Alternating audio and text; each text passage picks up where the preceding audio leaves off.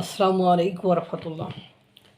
ভারত, তুমি একে একে সবাইকে নিজের করে নিলে অন্যরা করবে কি? এমনিতে অন্যরা, তোমার প্রতিবেশীরা দুর্ভিক্ষে, মহামারী, অর্থ সংকটে, ঋণের জালে, বিদ্রোহীদের আক্রমণে, প্রতিবেশীর আক্রমণে, হামলায় নাজেহাল হয়ে যাচ্ছে।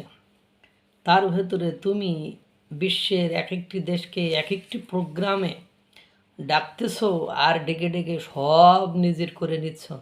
তারা আনন্দে, তারা তোমার প্রতি খুশি হয়ে, তোমার উপরে বিশ্বাস রেখে তারা সব কিছু তোমার সাথে ডিল করে যাচ্ছে।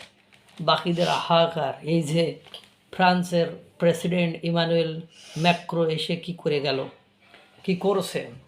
এর পাশাপাশি এবার ব্রাজিলের সঙ্গে খনিজ বাণিজ্য এবং খনন খাতের সহযোগিতা বাড়াতে একটি চুক্তি সই করেছে ভারত।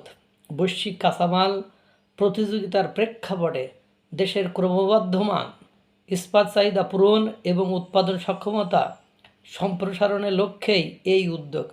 নয়াদিল্লিতে ভারতের প্রধানমন্ত্রী নরেন্দ্র মোদী এবং ব্রাজিলের প্রেসিডেন্ট লুলা দা সিলভার উপস্থিতিতে চুক্তিটি সই হয়।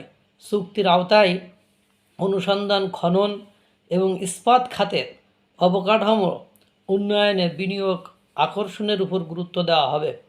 বর্তমানে ভারতের ইস্পাত উৎপাদনের সক্ষমতা 218 মিলিয়ন মেট্রিক টন।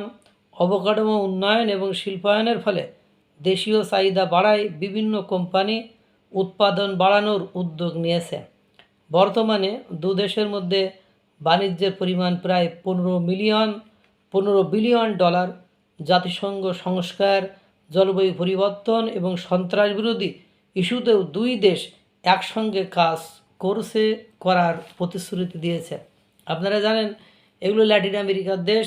সেখানকার কিছুদিন আগে আর্জেন্টিনার সাথে ওইরকম রেয়ার আর্থ সহ খনিজ পদার্থ সহ বিভিন্ন ইস্যুতে তারা বিভিন্ন চুক্তি স্বাক্ষর করেছে। সে কিছুদিন আগে যে আন্তর্জাতিক বইমেলা অনুষ্ঠিত হয়েছিল, সেই অনুষ্ঠানে যে রাষ্ট্রদূত আর্জেন্টিনার ভারতে কর্মরত আছেন, তিনি ভারতের সাথে ব্যবসা বাণিজ্য করে কিভাবে এগিয়ে যাচ্ছেন এবং ভারতের উপরে বিশ্বাস করে কিভাবে তাদের খনিজ সম্পদ উত্তোলন, রেয়ার আর্থ সংগ্রহ সব কিছুতে ভারতকে ইনভলভ করেছে।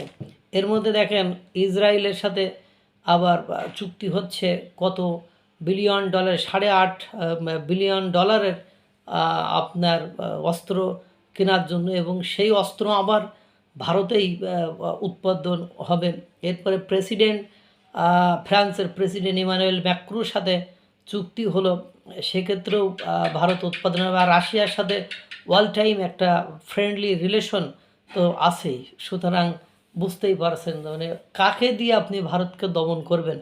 হাঁ করলে তো নাই করে দেবে আপনার, এরকম একটা অবস্থার পাশাপাশি কারোর যখন যে দেশই বিপদে পড়ছে সে দেশই সাহায্য সহযোগিতার জন্য চোখ কান বুঝে ভারতে এসে হাজির। এবং ভারত, ওই যে কথা হলো খাজা বাবার দরবারে কেউ খালি হাতে ফেরে না, তেমনি যে দেশই আসছে, কারণ ভারত তাদের নিজেদেরকে এমন একটি জায়গায় নিয়ে গেছে বা এমন একটা প্রস্তুতি তারা নিয়ে ফেলেছে, সেখান থেকে কাউকে আর খালি হাতে ফেরত দেওয়ার মতো সিচুয়েশন নেই। তারা এখন স্বয়ংসম্পূর্ণ অনেকটা, তারা সব সেক্টরেই সমান তাল এবং গতিতে লয় নিয়ে চড়ে বেড়াচ্ছে। সুতরাং বুঝতেই পারছেন এক এক করে বিশ্বে ভারতের অবস্থান কোথায় যাচ্ছে। বিশ্বগুরু দের একটা যে জায়গা, সেই গুরুর জায়গাটি খুব সন্নিকটে, অতি সত্বর তারা পৌঁছে যাবে বলে মনে হয়।